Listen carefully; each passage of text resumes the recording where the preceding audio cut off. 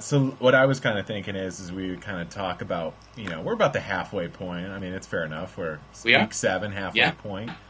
So, and I haven't done a couple reviews in the last couple weeks here, so I haven't. I haven't. I've been derelict in my duties, but I do think that I think this 2 weeks ago, week 6, I have to give the owned award to owner Ducey. Last second loss. That's a bad beat, man. When you get fumble sacked and lose on that play, that's tough. That's going to come up later in our conversation, but I mean, that has to go down in, how NFL films have like the greatest games ever played. I mean, that's gotta be up there. It was a high scoring game. Both teams were performing, Sure. and it was the last play. It was the last play of the game for a win, for a 1-point win. I mean, that's insane. Yeah, exactly. On a Monday night, no less, too. I mean, that's Yeah. a heartbreaker. That's a heartbreaker. And he could very well be 7-0 right here and cock of the walk, but it's a cruise. That's a crushing blow. And we kind of have to eliminate Trent, and this will also segue to some of the other things that we want to talk about, but Correct. kind of have to eliminate Trent from being, at this point in the game, when you're putting up 70, the dominating Ducats are always going to be in the contention for Yeah. a Well, when award. you're projected to put up 65, it's just like that pretty much takes you out of the conversation. Yeah, exactly. And so then, real quick, But I mean, I could segue into that right now, like my power rankings, and he's going to obviously come in number 14. sure, Like, little just teaser. Looking on for next season. But to tie that in, I think the whole hubbub blowing up about trading draft picks is a little. Yeah, this is a good conversation. Well, let me get the last owned out award, and I'm actually Okay. doing this on the fly.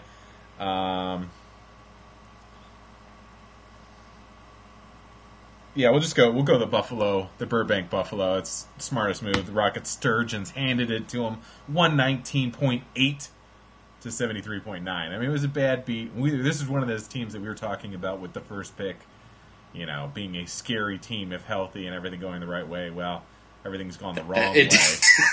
Everything's gone the wrong way. So, but we don't want to tip too much of your power rankings because I am excited about this. But let's talk about this. And I have to think it's part of our brilliance of our league that in a week where someone has a stalker that they've announced, the biggest conversation is regarding teams dumping and having a draft pick draft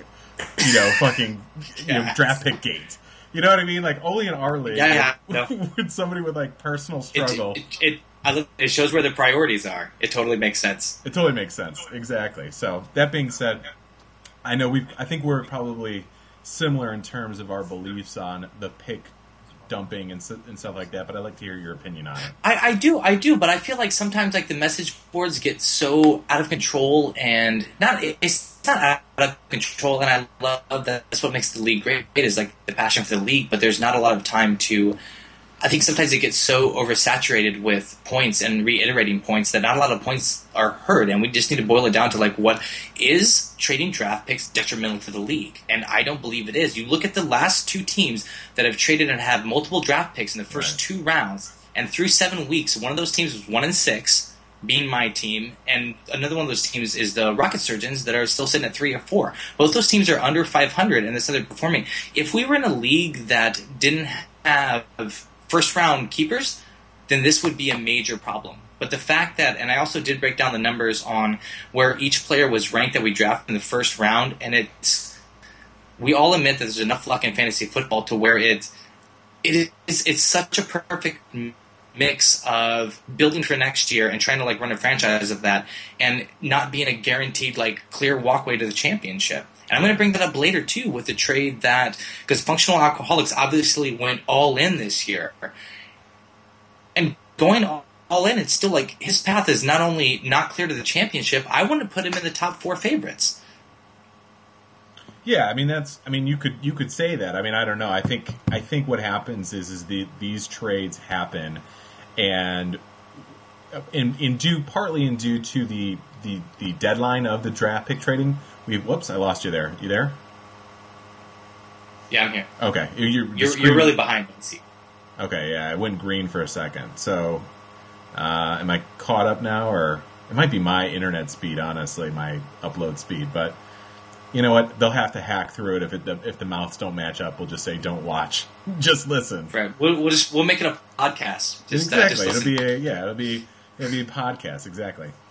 But what happened is again, the trade pick deadline was there to put a time which we can't continue to make moves, because our draft deadline is between week 10 and week 11, and week 6 is what we thought is something that was a point in the sand where teams had to make a hard decision, a tough decision, and look at the roster and say, yes, I'm going to trade this player off, and in essence, I'm giving up on my season, but I went back and forth on it, and I played out the situation. I looked at my schedule and who I was going to have on buys and who they were going to have on buys, and I mean, I could have had we had a trade in offer on Wednesday that I could have sent something similar for what I did, but I held off on it because I didn't want to, partly out of pride, I didn't want to make that move.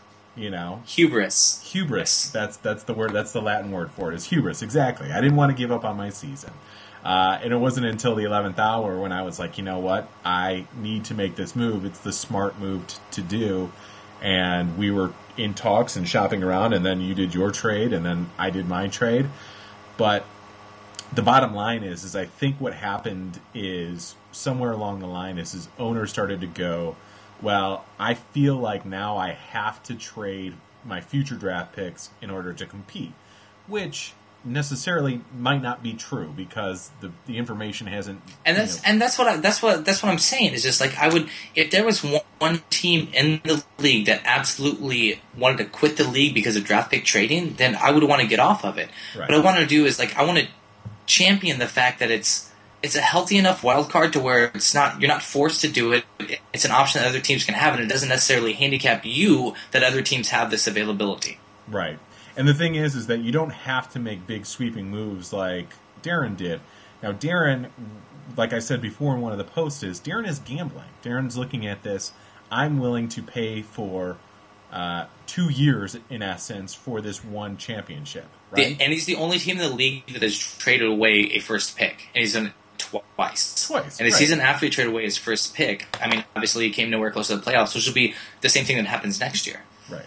Exactly. But the thing is that we talked about mitigating some of the trade picks. I think that he's right. He's paying the money for $75 a year to go in, and if he wants to make that Dallas Cowboy-esque trade and trade all these picks for the future, then he can. He should be able to. And if he wants to gamble and spend $150 to win $900 this year, well, it's a smart move. And any gambler would say, yeah, you're doubling down on your season.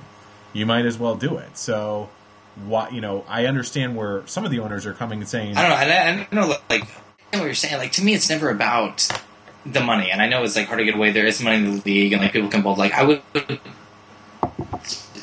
It's about winning the championship, and I think it's about that for all of us. I don't think there's any moves besides, and I think there's enough respect in the league where obviously the move that Darren made comes about as close as you can for you can't trade away many more draft picks and do that. I mean, but Joe had 5 bonus picks, and what's the difference between doing it with one team and doing it with 3 different teams? There's no really. If anybody really feels 100% it handicaps their chance to win a championship, I agree it might make it more difficult or put another team on the map, but I don't think it's not a clear road at all by any stretch of the imagination. Right. Yeah. It's not what you need to do. It's not a paper of the championship. Yeah. It's not what you need to do to win the league. It's been proven. We didn't just introduce.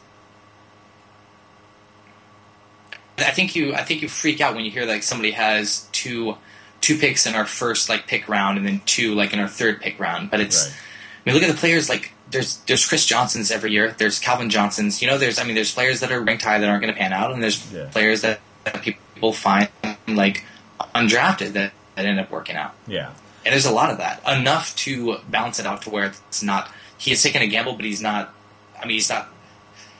The rest of our seasons aren't lost because of it. Right. No, I agree, and I don't think.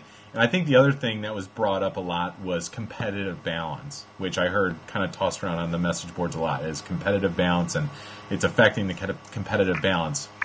I would say that there's a I could see when you when you look at it in a linear fashion, yes, you could make a question that it could potentially affect competitive balance.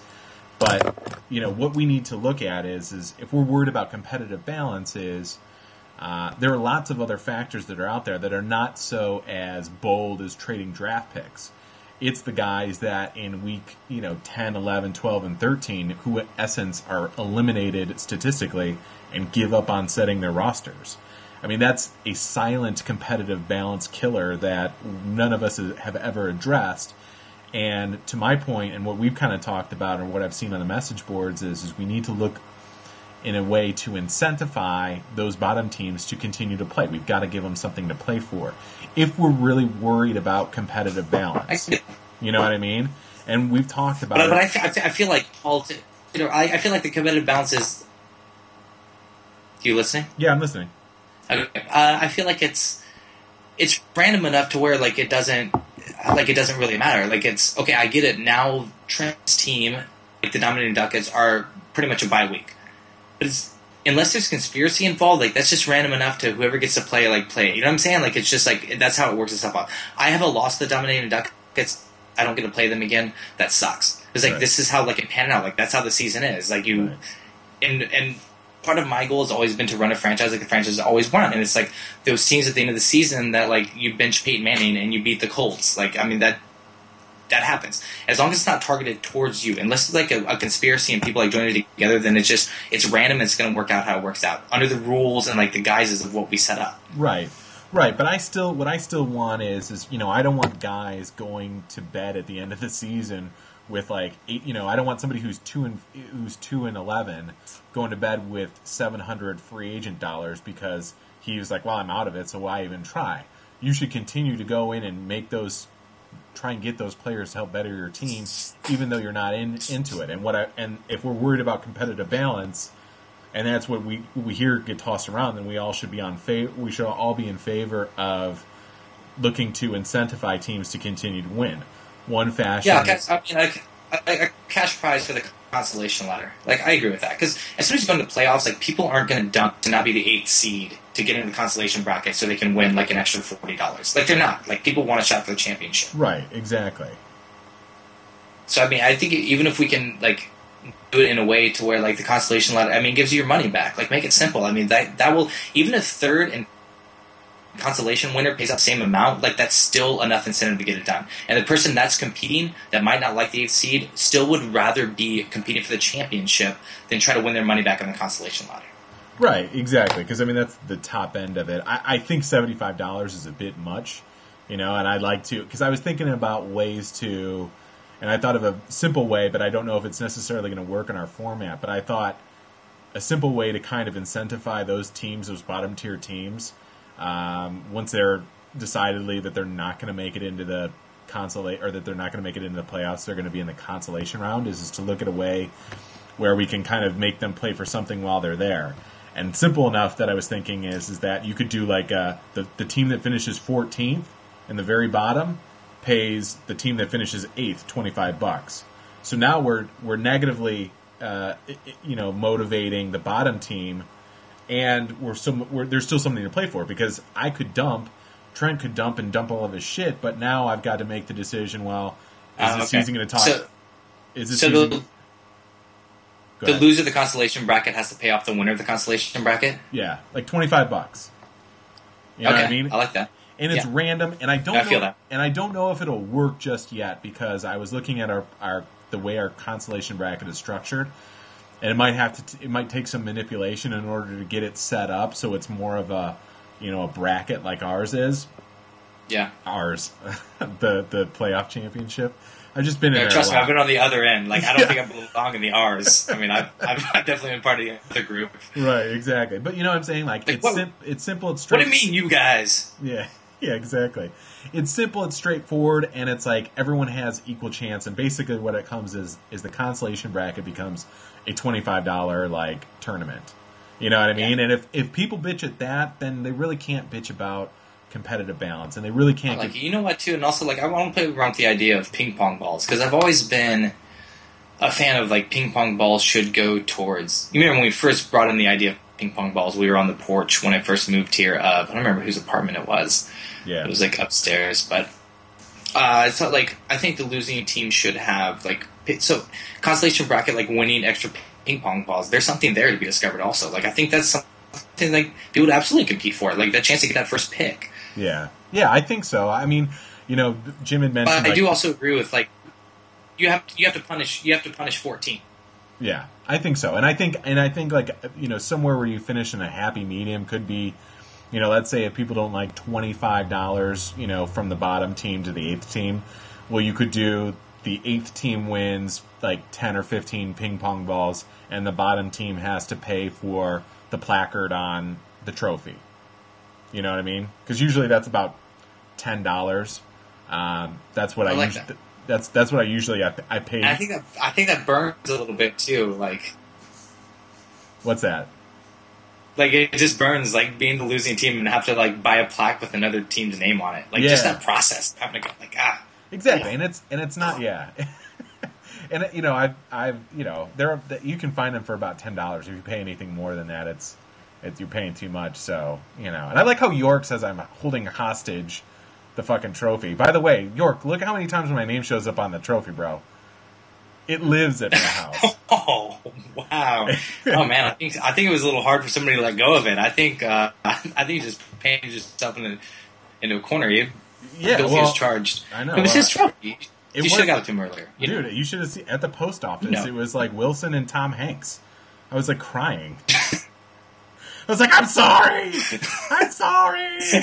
But that's the thing. I think there's a middle ground. And I think what the bottom line is that we need to look to motivate teams that are in that bottom rung to still compete throughout the year. To make those trading off your team and trading for draft picks for the future, make that decision not tough, but just more of a challenge. Because last year, there was no choice. Joe was wheeling and dealing, and he was just trying to accumulate as many draft picks as possible without any punishment. No one really seemed to have any issue with that, Right. But it was slow and it was deliberate and it was over time. Whereas this year, it was immediate and there was an end to it, and it all kind of came at once. And so I think more people have an issue with that because it's just in their face and it's right there, and now it seems like more of an issue than what it may have been in the past. So that's fine. We'll look to... I get it. And the Kingpink's doing what they always do is we're adapting. I mean, this is the problem. It's like it's already on the... Like here in week right. 6, actually, it was already on the forefront of being brought up in the summit. And we'll get it figured out. Like, we're already barking up the right trees, and there's something we're all going to agree on. It's going to be solved. Right, exactly. Good point. Moving on. Now, you'd mentioned you put a Facebook post on there about the Pro Bowl and wanting it to be dead. I did. I'm done with the Pro Bowl. Have I told you my theory about the Pro Bowl and how I want to hear. Like, there's, I want to hear it. I'm going to say my really generic view for the Pro Bowl because I'm sure it's like 80% of football fans across the world. Right. The NFL is the best sports league for like a lot of us. Like, all of it. Like, they can't do any wrong. Like, it's just every decision seems to be an improvement.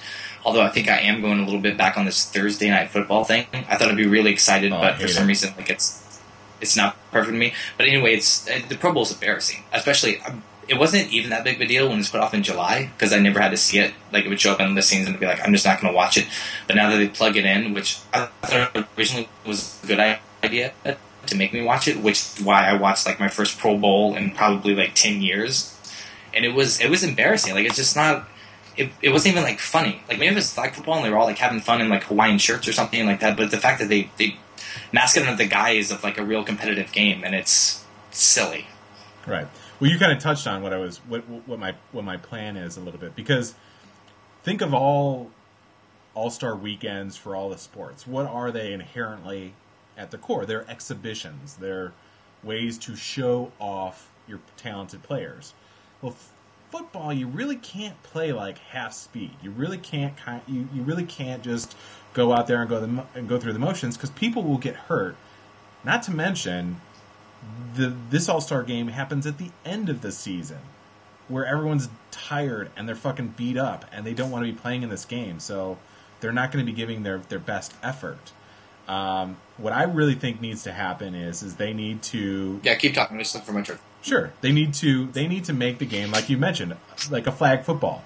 I mean, passing and 7-on-7 leagues across the board have become more and more prevalent. You hear about all, like, high school teams going and playing in these 7-on-7 tournaments, and they're entertaining. The other side of it is, for the football players themselves, it's more exposure.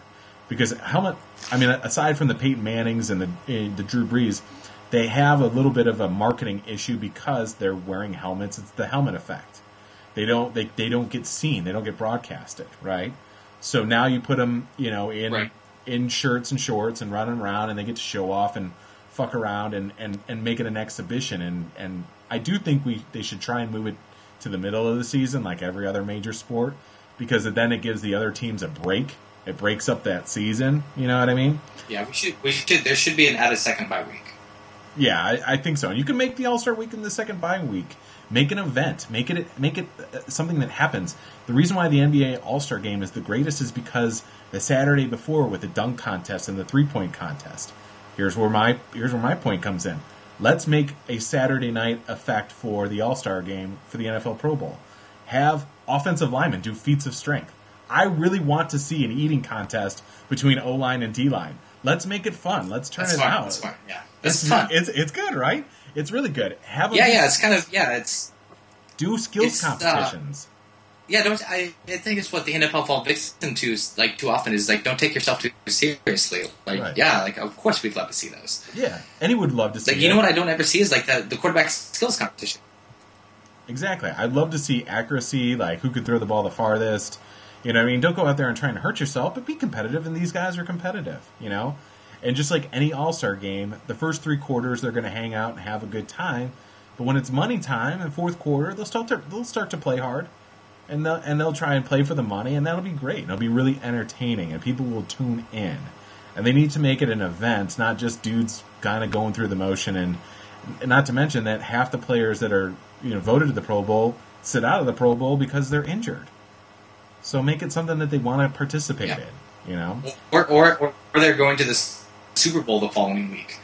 Yeah, exactly. Or they're going to the Super Bowl the following week, And it's like they keep inching up, but I think really what they need to do is just take it the total opposite direction and make it lighthearted and make it fun. No one wants to see guys hitting each other. We get enough of that over the season. I want to see these guys, prove to me why they're the best in the game.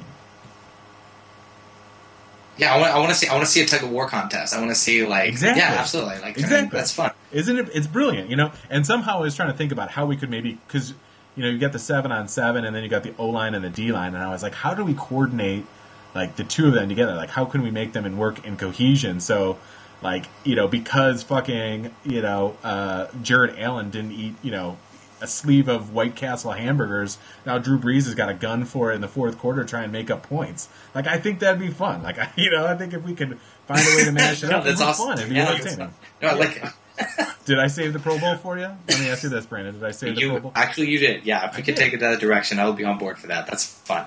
It's so simple. It's I can't believe no one has sat there in an NFL meeting and said that and been like, what the fuck why don't we just mimic what other leagues do? Correct me if I'm wrong. Wasn't that kind of what it... What's that? Isn't that kind of what it was 10 years ago? I remember watching the skills competition and seeing that kind of... Was that something different? Yeah, that wasn't Pro Bowl related though. That was QB skills competitions that NBC would host. Which you're right, they're fun because I remember seeing Rodney Peete and Steve Young going and throwing and stuff. But it wasn't. Putting the chalk on the... I remember getting that Super Nintendo game, putting the chalk on the front of the ball. Yeah, right, exactly, and having the little things just scanning by. Yeah, no, it's great. It's good stuff. Maybe it was Pro Bowl. I don't know, but they've gotten away from it, and I don't know why. That's what we want to see. I don't think it was. I think you're right. I just remember getting this. I remember getting the Super Nintendo game and trying to rub AB really quick to do Randall Cunningham throwing the long ball 80 yards. Yeah. AB. That's so funny. Our kids, Brandon, when they play video games, will be like, "What the fuck? Are you kidding me? You hit to press buttons." What do you mean? What do you mean there are 4 buttons? Yeah, exactly. But on which side of the controller? Exactly right. What's a controller? I just stand into my virtual reality and I fuck my virtual avatar all the time. Get away from me, old man. what it'll be like. So, well, I think we've covered enough topics. I really want to hear your power rankings. I'm very interested to hear about these. Let's go. Okay, I got my power rankings, and then also took a little bit of time to just put my thoughts on why it is. Sure. So I did a little research. So should I start at the bottom and go up? Yeah. I mean, what are we? We want to build anticipation. Go from the bottom, 14, and work your way up. You're right. What's our show called? Double D? Double D's in your face? Double D's in your face? I don't know. It's a little homoerotic, B. I think no, we can do better. Delaney and Dawson, like up in your... No, I get it. I just don't want to be compared to... All right, team number 14 coming in on my power rankings this week is the Dominating Ducats. Obviously, they're dominating nothing. They chose to siphon off the top of the two players to the Functioning Alcoholics, which kind of opened up the big controversy about trading off draft picks, which kind of led us to an important conversation for the King Pinks, just like how we're going to handle the constellation bracket. But we can't picture them being anything better than a bye week this year. And this is you're judging over the course of the season, right? You're looking at these teams. Yeah, it's up until this point. Like, gotcha. Up until this point, like where I would see, and it's also like I have to take into account. I'm taking into account like their injuries, and then kind of how they're performing and what players they've invested in, and I mean like. He's already made some decisions later on getting rid of Matt Ryan, which I would put up there for one of the greatest draft finds. I have another one I want to talk about a little later, but Matt Ryan's definitely up there. And then Percy Harvin, which is consistent, kind of has a little anemic to getting into the end zone. But I'm a little pan out with the consistency there. But he got rid of those two players, and that's after his trade that got rid of Chris Johnson, which ended up being ill-timed. Well, not only that, he traded it for Ramses Barden, who immediately went down, and Ryan Williams, who is out for the season. But just in all honesty, like just look, I know he has 2 picks coming up in the first. He basically has, which I had 2 years ago, 5 picks over the first 3 rounds. Which I know everybody makes fun of me, like I don't know how to draft, like whatever. And I mean, like it is a huge advantage. We'll see like how it up. But the big thing I ran into is I believe my keeper was Sean Green, and right now just looking at the lineup for Dominating Ducats, he honestly trade away any legitimate keeper possible. Right. Well, that's you might as well lose one of those first picks if you don't have like a legitimate keeper. Well, that's a good segue, because that's why I think at draft pick trading, why there's such real value to it, and why there's such good things to it, because our trade between Trent and I for Turbin and Hillman, the backup running back for Denver, and his 11th pick. Obviously I wasn't going to keep either of those guys. But what happens in week 14 or 13, and Willis McGahee, who's over 30 years old, goes down with an injury, and now the second, back comes up and steps up, and that's Ronnie Hillman, who's a rookie and will be a second year. I mean, not to say that there are, Arian Foster parallels, but that's what the greatness of, having those draft pick trading elements are, because he had nothing that I wanted. And other than draft picks, and he had gotten 2 more, so those bottom ones now become less valuable to him, but to me are still an asset. So I take 2 guys that don't mean anything to me, and smart, and go into the draft pool no matter what, because I'm not keeping him over Ray Rice. And so that's like at its top is like what's so great about having draft pick trades, because now he's like, I'm already gambling, I might as well gamble on these 2 players, and heck, maybe I keep somebody that blows up unbeknownst to anybody else, because that's what Deuce did, and it saved his entire King Pinks run. I mean, everyone was like, "Holy shit, Arian Foster, really? You're going to keep him?" I guess so. Arian Foster, like almost what he did for the Texans. Like, I mean, literally brought like the Zubas into like relevancy over like the past 3 years. Oh, exactly. I mean, the keeper that he had before was Kurt Warner. But I don't want to steamroll you too much here. Are you on to? 13? No, you're good. No, that's why it's a partnership, bro. That's why it's double D's. There's 2 of us. That's why it's double D's. Not a monologue. All right, so my 13 is obviously I'm going to Burbank Buffaloes. We briefly touched on this. We a sneaky draft that we kind of liked in the beginning, and we did drop down the cliche like if he can stay healthy, and that's not what happened. Oh, it's also like Calvin Johnson's ineptness to get in the end zone and catch a touchdown. Don't even talk. It's rough. Michael Vick, like there being like a big gamble upside on him, like if he can finally put it together, and he's like finally showing that he'll never put it together. I Run DMC, like I thought I really liked, and then I was just wrong. And Reggie Bush, obviously, like can't. I mean, he's finally running between the tackles for the Dolphins, but I mean, he's missing games, and if that's like one of your top backs and he's missing games, like there's nothing you can do about it. Yeah, he had his moments. I mean, Reggie Bush had his moments.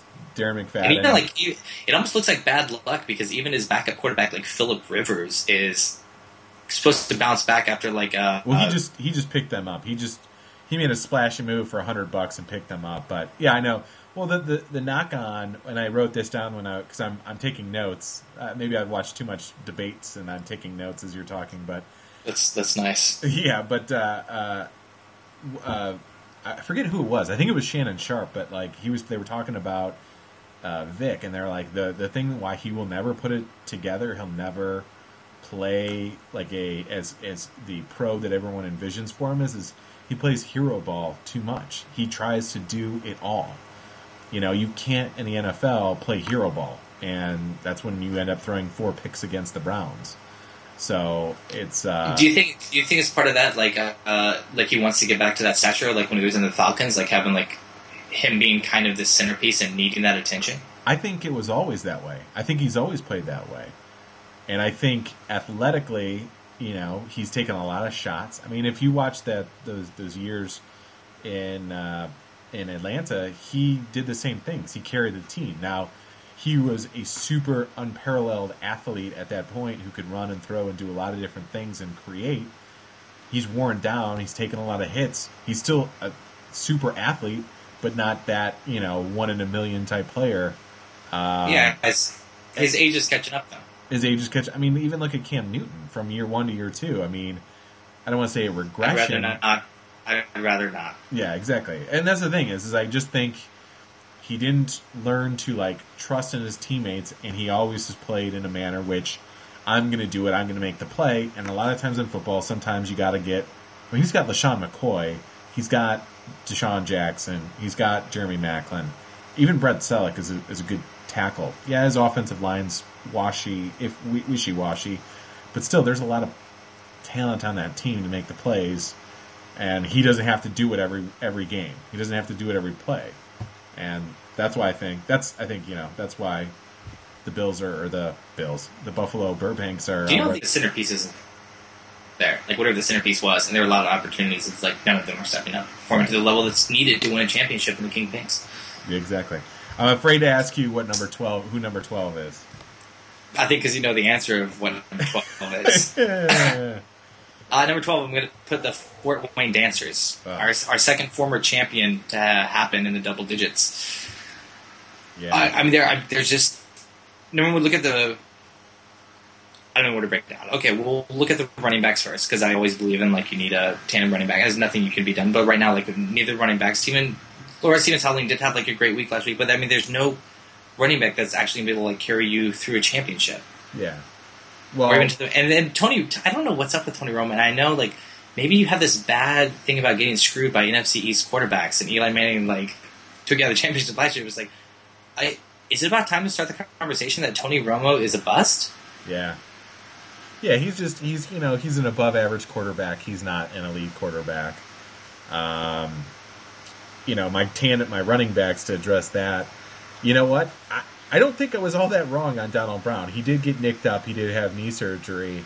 Well, I remember you have the conversation defending yourself, and you were right. I mean, because your choices were you could pick like a Michael Bush, or you could take a running back that's going to legitimately like take all the carries. And that was the move you made. Which I mean, I agree with. Like you had the chance of having a running back that's going to take 17, 20 carries a game.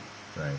The problem is that my players have not scored touchdowns. They've all had like decent plays. They've 5 catches for 61 yards, Well, and that's usually, I mean, that's what wins you championships. I mean, you are the best about finding the talent that nobody else knows about. It's just like this is the year that none of them panned out. Yeah. Like there wasn't a Miles Austin that worked out for you that you picked up like really late. That's just like none of them are actually kind of blowing up and being that diamond in the rough. Like you got a bunch of coal. Yeah, I did. I got a bunch of coal, and I'm really frustrated. And this is for Knack and Dave, and I'm frustrated with the Ravens and their fucking play calling. I fucking watched that game last week against the Houston Texans. It was terrible. It was terrible, and I wonder if we're gonna have the same conversation. What's that? I wonder if we're gonna have that same. Oh yeah, that game was unbelievable. Oh yeah, I wonder if we're gonna have that conversation about Flacco that we are right now having about Tony Romo, because I don't know what his deal is. I don't know what's going on. I don't know if it's the play calling or if it's... Well, it's funny. Here's how the NFL works. Like, you get 2 years as a rookie quarterback, and you don't pull it off, and you're just you brush it aside like a Colt McCoy. Right. But it's if you're able to win as many playoffs games as any rookie quarterback's ever done, a la Joe Flacco, then I think that gives you a little bit more allowance than you usually would. Right. No, I understand it. Well, trust me, no one's got more leash than Tony Romo. But my question is that in 5 or 6 years from now, year 9 of Joe Flacco, are we going to be sitting around going, man, is Joe Flacco, or was he as good as we always thought he was, or is he just an above-average quarterback? I don't know. It's a depressing season, Brandon. I don't like this. I don't envy this feeling. No, buddy. I mean, for you, I just want to move on. I would have just said Fort Wayne Dancers and moved on to the next thing. We didn't have to talk about it. I don't know. No, I'm a man. I feel I'm bad. a man. I'm 40. I'm almost 40. I could take it. It's like two cage fighters, and one's getting really old, and the other one beating him, and he's just hey, you had to run. I mean, you were great. I just grew up watching you. You really inspired me to work hard. Yeah. And now I am. It's sitting 2 losses. I'm like Muhammad Ali fighting Larry Holmes right now. It's really a shame. Everyone's just does he need the money? Does he need the money? Is that what it is? The answer is yes, I do. Yeah. All right, so who's 11? This is going to ruffle some feathers, I know, because I know he's watching. He's just going to get pissed off. But it's some Leicester fans. He started out strong with, he was a 3-1 record, and then just tore off 3 losses in a row. Just can't put it together right now. And what alarms me about that is when your keeper is supposed to be the backbone of your team, and he's because Aaron Rodgers' strongest weeks have been in the last couple weeks. Yeah. And if you're still losing football games when your star players come into fruition, it's do you have what is necessary to make a deep run into the playoffs? And just... It's a good question. I have a question. I have the natural Jim retort is, what? What? That's what Jim would say. But the other thing is that he's the second highest scoring team in the league. I mean, I would have to look at the research real quick, but I think you can get top heavy. You can have 2 dynamite weeks, but if you're still not, there's no reason if you're the second top scoring team, then what's wrong with your team if you're losing? I know it's part of luck and randomness, but we got to take that into account. You have a losing record. You've lost 3 in a row, and Aaron Rodgers Aaron Rodgers scored 45 points during one of your losses. He scored 28 points during another one of your losses. 28 points during another one.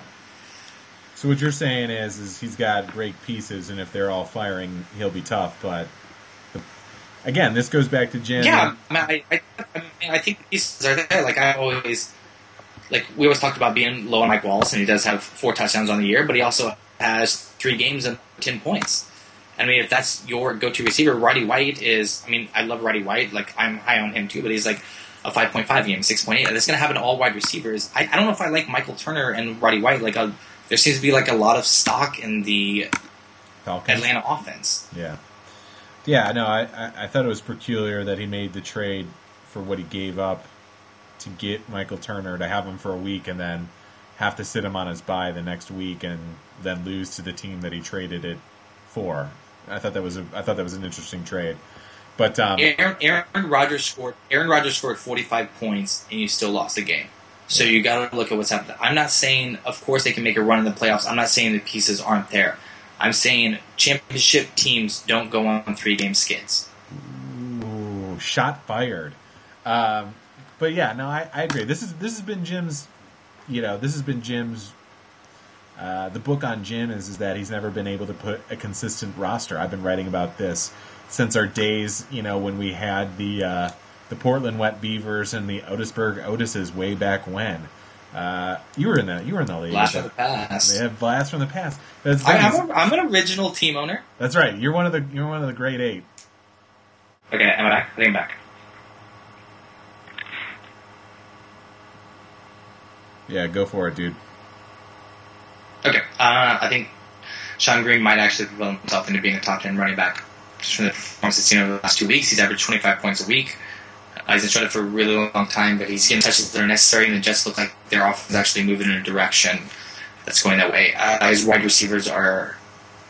I know that Skelton's now quarterbacking in Arizona, but I feel like he has Vincent Jackson, who has definitely the capability of going up to 30 points. He's shown it twice. He has Larry Fitzgerald, who is always a valuable receiver, and then AJ Green, who is the best wide receiver in the league. So I'm saying he has 3 legitimate wide receivers, and if that's with a running back that can be a top 10 running back, I'm not expecting to go deep in the playoffs, but it's a team that at least gets my... Yeah, it's a top 10. You could definitely say he's a top 10 team. Maybe it's a stretch, but it's not a ridiculous stretch. No. And he has Anquan Bolden. They're spreading the ball around Baltimore. He has a lot of wide receiver talent. Right, which can compensate for his running backs, and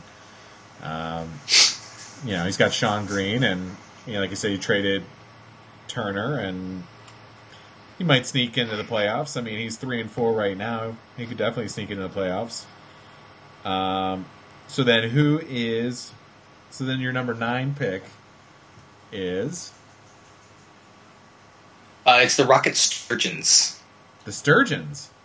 The Sturgeons, yeah. Which I kind of went... the Matt Simon. You're going to notice I went... of course the record plays with a lot of things, but Rocket Sturgeons don't have as many losses. They have one of their games being a tie. I'm loading up their squad right now, but from memory, Tom Brady is awesome. He's always going to be awesome. And the rest of the players are turds, I guess is the easiest way to break it down. Right. Exactly. Let me get his squad up right now. I can't. Okay, because his number one. I remember his number one option for running back is Fred Jackson, who is now sharing touches at best. Right. But they've worked him out in a lot of at wide receiver. They split him out a lot, and he catches a lot of passes. So. Yeah, but I'm saying there can be any it's one of those. It's the running back by committee thing. I mean, there could be any game where he's not getting the amount of touches that you need your number one go-to running back. Because his other running backs are Darren Sproul, and then when you get deeper, he's got Bell from Detroit. His wide receivers are Jordy Nelson, and I really feel like, especially when they get Greg Jennings back, Green Bay is going to definitely have the same look that New Orleans did a year ago, which New Orleans still has this year, where you don't know what receiver is going to get the action. Yeah. No, it's interesting. So so now we're nearing the 500 mark. Who's your team 8? Team 8, I have the Rocket Surgeons. Joe's Rocket Surgeons. Yeah, I'm putting him right at the 8 spot right now. Pulling up his squad, but just quickly off my notes. So obviously having Jimmy Graham out is a problem. Right. There's rumors of high ankle sprain. I mean, obviously, if the Rocket Surgeons or the New Orleans Saints, that's not the news you want to hear, right. Especially in your one of your first round picks. Jamal Charles, I remember having this conversation with owner Joe Booth, at the beginning of the year, that I was kind of low on Willis McGahee. And while he does only have 3 touchdowns, lately he's been consistent. At least he's been pushing that 10 mark, which is kind of what you want to have with your running back 2 right behind Jamal Charles, who kind of took a while to get into it, but Jamal Charles is obviously your starting running back. Victor Cruz is doing his thing. Just real quick, he's got, looks like, 7 touchdowns on the year? Yeah, but that's the thing is his production is singularly related to his touchdowns. I mean, he's had games where he's had 50 yards but 2 touchdowns. I mean... I know, but it's still the lowest number of receptions he's had in one game is 5 receptions, so he's getting the targets.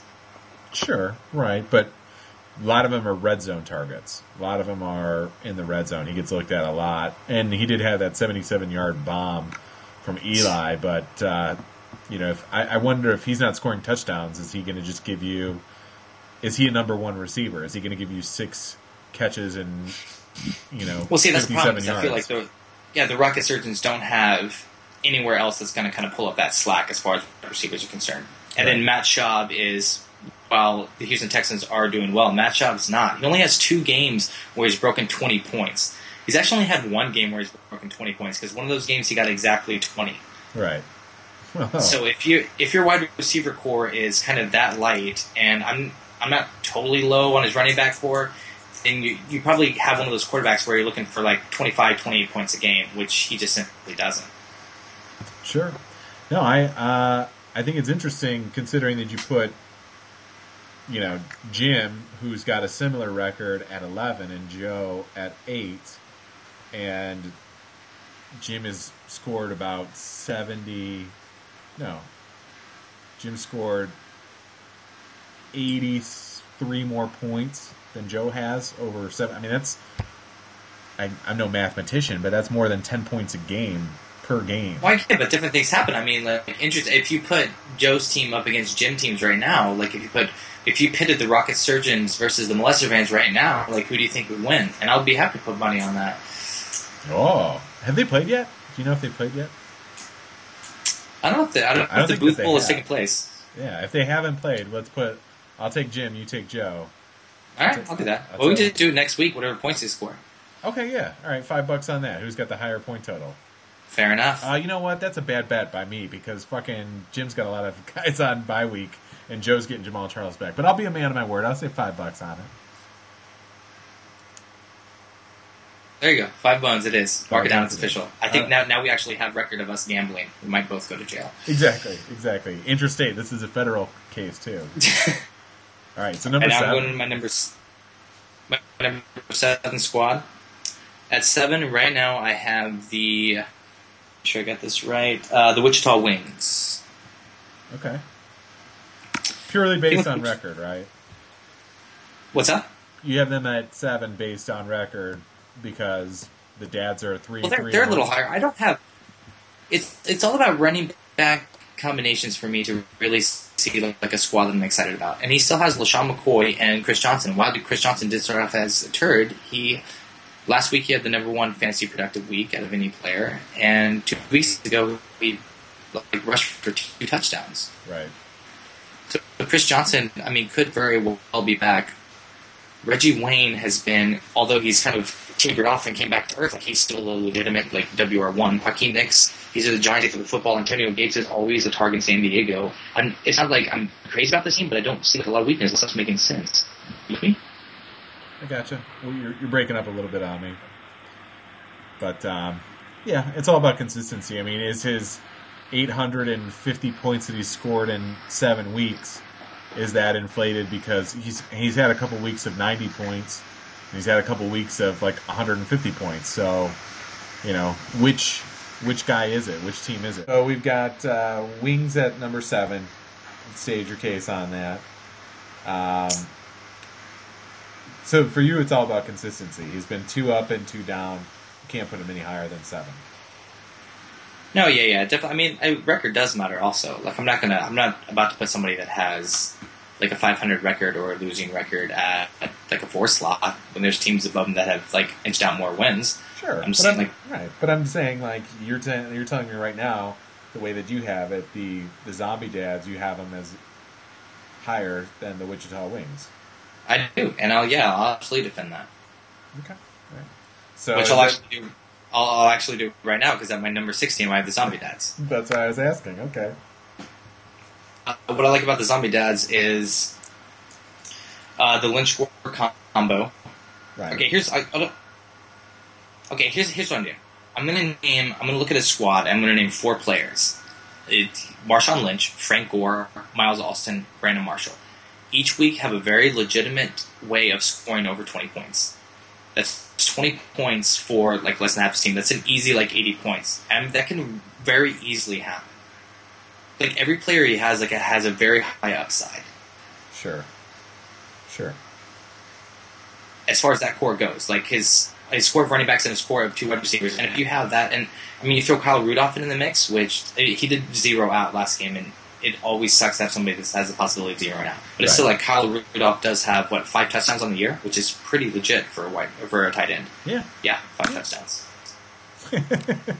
You're very high on your bike. Yeah, I feel really solid that Zombie Dad's number 6. Okay, all right. All right, Number 5 is I got the Chucks, the Woodchucks. Oh, at 4 and 3. Okay.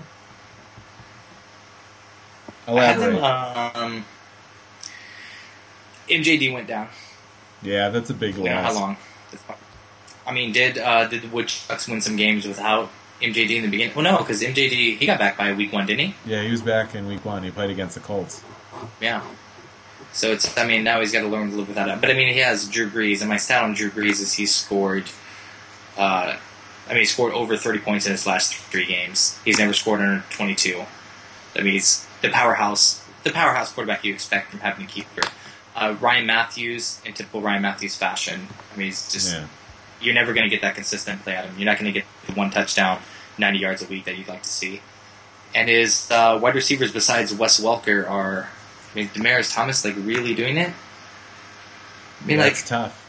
I think Peyton has now found his happy place with Decker. Yeah. Decker didn't... yeah, that's a good pickup. I mean, you know what's funny is, like, I like how the Patriots... I really believe this. I feel like the Patriots were pissed at Wes Welker. They acted like they were going to be able to survive without him, and then had no choice but to go back to him. Yeah. I really feel like for the first 3 weeks, like, try to snuff him out, and they were just like, fuck, like, we need this guy. Yeah, that was the thing. That's why I traded him, and I'm kind of kicking myself about trading him because I think I gave up a little too quickly on him. But I was just like, I'm just tired of this inconsistency, and but I mean, my initial instincts when I drafted him where I was, everyone was like, "Oh, that's a big question mark," because Brandon Lloyd's coming in and Josh McDaniels, and there's all this statistics on what happened when they were there and what's going to go on with Welker, and I should have steadfast in what I was thinking is that the guy throwing him the ball, Brady, like, that's his go-to, like, he trusts him. He's going to throw him the ball. He's going to get him his touches. And then Hernandez went back and, all right, well, I've got to go to him. And, Brady's not going to go away from something if it's not working. And, it's been working as of late. So good trade by... But I think they did try to, like, a la Randy Moss. I think they tried to snuff him out of the offense and then realized he was too big of a piece for it. I do think the Patriots are that petty. Yeah, no, I think so. I mean, there's lots of reasons why they've just spent a bunch of money on their tight ends, and Hernandez is pretty unique and can do a lot of different things. But yeah, what are you going to do? Wes Welker's still going to catch 100 balls. He's still going to have 100 yards receiving or 1,000 yards receiving. 5 to 8 touchdowns. Still makes him a pretty consistent player. So Chuck's 4 and 3 at your 5 spot. Yeah. So then who? Okay. So then who do we have for our top 4? Top 4. All right. My at 4 is going to ruffle some feathers. I got the Functional Alcoholics. Ooh, okay. Made possibly the biggest splash and biggest move in King Pink's history by trading away both their number 1 and their number 3 pick in one trade to acquire Matt Ryan and Percy Harvin. Right now, we got to be talking about top 4. We got to be talking about champions. Sure. And right now, I don't really. It's not that he's plagued with injuries, but right now he has 2 big injuries on his bench. He's Pierre Garçon, who's out, who I think is a very viable at least WR2 to be on your starting squad, who can be consistent, and then Greg Jennings, who is yet to get on the field. And right now, I feel like his James Jones, who has been performing, is kind of like a 7 for Greg Jennings when he does come back. So I don't think Greg Jennings coming back is necessarily a step up. It's more like a lateral move when he comes back, as far as his squad is concerned. And right now his running backs are Ahmad Bradshaw, which I'm not high on because I'm not crazy about New York running backs, but that's just personal preference. He's still ranked number 12. And Michael Bush, who I don't think you have a championship team where your second running back is playing second fiddle on an offense that isn't necessarily going to score around 20, 30 points each game. Good. It's a good point. Good analysis. And Matt Ryan is finally, this might be an anomaly, obviously, but Matt Ryan has shown, at least the last week, and we can't just look at last week, but last week he scored 11 points. you can't have that happen on a playoff run. Right. Exactly. Do you think, because it's funny that we were talking about Wes Welker earlier, and then we're talking about Greg Jennings now, because I do kind of think that, Greg Jennings might be phased out when he comes back to Green Bay. They've got a lot of young talent.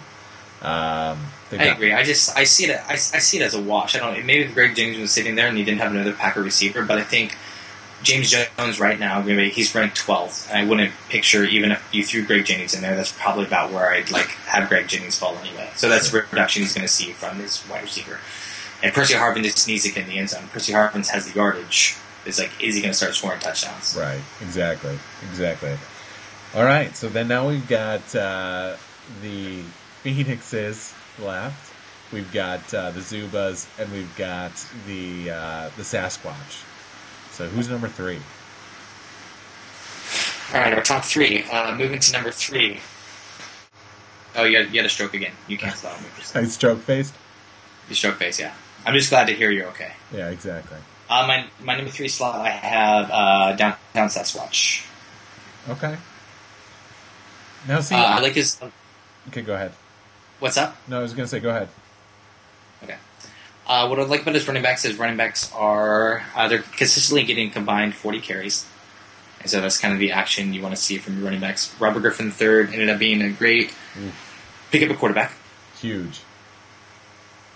What I'm worried about is, he does have Aaron Hernandez, and did Heath Miller go undrafted, or did he draft Heath Miller? Do you remember off the top of your head? I want to say he went undrafted. I want to. If that's true, I want to nominate Heath Miller too for one of the sexiest pickups, because it is a tight end that has. Is that a category, sexiest pickup? Well, I mean, you know what I mean, undrafted, whatever. He's the number 4 ranked tight end, and he has 5 touchdowns on the year. Sure, yeah, and huge. Came out of nowhere. I don't think anyone thought Heath Miller was going to be. Well, 2 or 3 years ago, he was legit. I guess maybe we should have seen that coming, especially since Pittsburgh's gotten a little bit more away from the run game and a lot more pass happy. Yeah, but everyone pegged Antonio Brown as going to be the guy that was going to be his red zone, Big Ben's red zone target and his safety valve, and it's turned out to be Heath Miller. And Heath Miller's been in the league for 8+ years. He came out, he was he was on par with Jason Witten coming out of, if I remember correctly, Virginia. And so Heath Miller was a player. I don't think he was a first-round pick, but maybe I could be wrong. But, yeah, he was considered to be a good player. He just ended up being a blocker because for years, their offensive line has not been all that great. And when he first got in there, they needed him. They were more of a run-heavy team, so they were running more. I think it's just I don't know. I think it's an aberration, honestly. I think I wouldn't see this happen next year for sure. Yeah. Well, and my big problem with the Sasquatch right now is wide receiver. If you look at his wide receivers right now, the highest ranked wide receiver he has is number 26 in the league. Darius Hayward-Bay has 13 catches on the year, which is easily his number 2 wide receiver, which isn't going to make it happen. And Brandon Lloyd is he's not Randy Moss. I mean, all of us thought he wouldn't be. That's where we had him projected and picked, but it's just the Patriots aren't going that way. It was either going to be Brandon Lloyd or bringing Wes Welker back to life, and It went the latter. Yeah, it was, everyone was so high on Brandon Lloyd. It was it'd be hard to even meet the expectations, because I don't think he's having a bad game or a bad season per se. I don't think he has 1 touchdown on the year, and he plays for the New England Patriots, and he's supposed to be a WR1. I would say that's a bad season. Yeah, but the Patriots, they're not going to. And when they get into the red zone, they're not big. They're not big scoring, big play threats. They're not throwing the ball deep a lot, and I think that's what everyone thought Brandon Lloyd was going to be doing. But he hasn't proven that, and they get into the red zone. They've been running the ball a lot more, and they get into the red zone and they throw to their tight end. So it's reasonable to think that he only has. That's fair. I mean, that's something we should have seen coming, and you're right, maybe saw it coming, having those kind of move into that the revolutionary offense they made with having the 2 huge tight ends. Maybe you really take your deep ball threat out of the picture, or you overthrow him long, make sure it's not intercepted, and then you take your second down and go a 13 out route to your big guy. Right, exactly. So, all right, so 1, 2. Did you do it? Did you put yourself number 1, or did you put the I didn't, but I still think I'm going to catch enough heat for putting myself number 2, but I'll go ahead and defend it. Okay. I did put myself number 2, and here's what I like. Okay, so I scored 764 points. I put the points up, which is higher than 2 of the other 5 and 4 teams, the Alcoholics and the Sasquatch. So I've had the points scored. And even a more interesting statistic is out of all those teams, I've absorbed the most points. I was going to say, I have had some close wins. There's been 3 weeks where I believe I've won by like 5 or less points. 1 week that I've won by, I think 2 weeks where I won by 8 points. Right. But it's still, what's important is like a lot of points are being scored against me, and I'm still winning football games. Yeah. What I'm still really looking forward to is the same thing as 2 powerful running backs. And I have C.J. Spiller, who's obviously getting enough touches to where he's a legitimate running back 2. I have DeMarco Murray, who is going to return later in the season, who can still be consistent enough. And then there's Adrian Peterson, who's just a beast. The big question mark for me, and I know we've talked about this, is the wide receiver play. I have a lot of big names, but possibly not big production. My tight end's filled up with Tony Gonzalez, who's on a offense that's totally pass happy, so I feel okay about that. The big question marks, and you brought it up best, is Dwayne Bowe, Steve Smith, and Des Bryant. If they all lay an egg the same week, then I'm fucked. But there's enough offense there, and those are all WR number 1s to where as long as 2 of them hold the torch, I can get away with one of them not stepping up to snuff. Yeah, totally. I think that'll be a big question. I think what you really need to do and you need to focus on, and this is just like making sure that you can, if somebody goes down, you can fill in with one of that third wide receiver. Maybe Santana Moss is a good, like, if I have to, if I'm rolling and I need to, one of these guys. Santana Moss did have 2 touchdowns last week. He did. He's played a lot better as of late. I think he's getting those Pierre Garçon plays. So hopefully that you of all people want Pierre Garçon to sit on the bench as long as possible. I got made fun of by the people's house I'm staying at. Oh sure, they're like, how long? Yeah. I was just trying to be honest. I was like, I got to do a little fantasy football chat, and then here we are an hour later. Exactly. Yeah, we're not. I mean, we're recording it, of course. Who doesn't record it? Naturally, because we're huge nerds. Exactly. My wife is in the other room, by herself. So, Number 1 is the Zupas. Yeah. Alfred Morris, gigantic find. I don't know when that was drafted, but obviously, keeping up his. I mean, he has the number 1 and number 3 overall ranked running back, and we all agree it takes a pair of running backs to win a championship. Oh yeah. He has Eli Manning, who I know has burnt you, but I mean, Eli Manning's still somebody who can really perform. I mean, I'm not crazy about he's rocking the double tight ends, which is fine when one of them are Gronk. Right. And Jason Witten, obviously. I don't. We'll see. I'm not nutty about his 2 wide receivers are number 29 and 23 overall. They're both wide receivers that are number 2 fiddles on a team that has another wide receiver, which sometimes open up to them getting more balls, but sometimes it's it's pass and catch between a quarterback and the number 1 target, which kind of leaves your wide receiver underperforming. Right. Well, I mean, that's a big question mark about Julio Jones for him. Is that what's he going to be? What's he going to put up? So yeah, I mean, it's that same question with Antonio Brown also. Yeah. Which is even a bigger question with Heath Miller coming in the picture. Both those guys are playing on teams that have tight ends in the top 5. Right. Well, yeah, and the Antonio Brown did play really well last night against Cincinnati, so it'd be interesting to see if that was what will continue on in the future, and if that's the case, that's going to be really tough.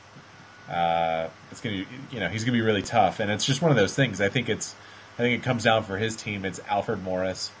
If he can continue to play this way, which I think everyone's kind of waiting for him to get nicked up, this is what happens in Shanahan offenses. They're good for a little bit, but they're not good for the entire season. So, it's Alfred Morris and it's Antonio Brown, and I think those are really, 2 of the linchpins for his season. If they continue, they play well through these next, 8-9 weeks here. We might see the Zubas up on that placard right there, and Trent might have to pay for it. Although we're not going to do that now. I don't want to freak anyone out. We'll see. I mean, I will. I mean, this is out of respect for the record, and I'll put it in there because it's like you deserve the top spot with the record if you've been running games until you get knocked off. But I mean, it's easy for me to see like with these, especially with an Arian Foster bye week, and we saw the Redskins bye week ahead of us, don't we? Yeah, in week 10. Right. It's interesting to see what he does when you take the running backs away from him because Antonio Brown and Julio Jones over the past 3 weeks between the two of them have 1 touchdown. Right. Well, I do think it's interesting that he's held on to Kendall Hunter from the 49ers for so long, and Frank Gore finally went down with kind of the injury that everyone thought. He sat on that player a long time, and it might pay off dividends because if Frank Gore's out, Kendall Hunter is a pretty good running back. So, yeah, it'll be very interesting. So, all right, so we got the first ever power rankings, the B power rankings. So, good stuff, man. Certainly some controversy. I'll try and cut this down in a seamless fashion. We're looking at an hour and 20 already. But a lot of that can be attributed to us just sitting and staring at each other. So, all right, brother. Like now. So upstairs. High five. Man. 5. There it is.